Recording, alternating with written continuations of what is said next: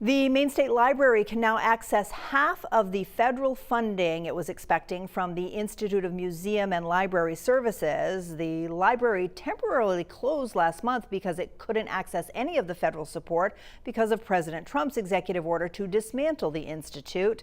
Now, uncertainty going forward has organizations that rely on the Maine State Library for services concerned about their future. Our Katie Delaney is at the library to explain that includes school libraries, right, Katie? Yeah, sure. And while school libraries don't directly receive federal funding, Beth Anderson, the president of the Maine Association of School Libraries, tells me that schools use the state library and other public libraries to help get some of the resources and books that they need. One example is interlibrary loans, which the Maine State Library's federal funding supports. Anderson says most school libraries are very small, so they rely on loans from other libraries across the state to get students and teachers the books they're looking for. But without that program, Anderson says it would be hard to meet the needs.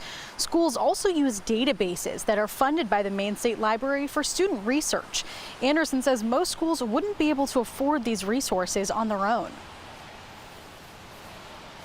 The state rely on for research. And if we continue to see cuts in funding, then that is something that could be impacted, where we will lose access to valid and reliable health information, job information.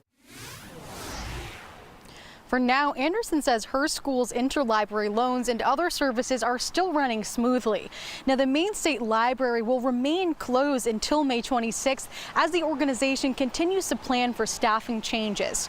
Live in Augusta, Katie Delaney, News Center, Maine.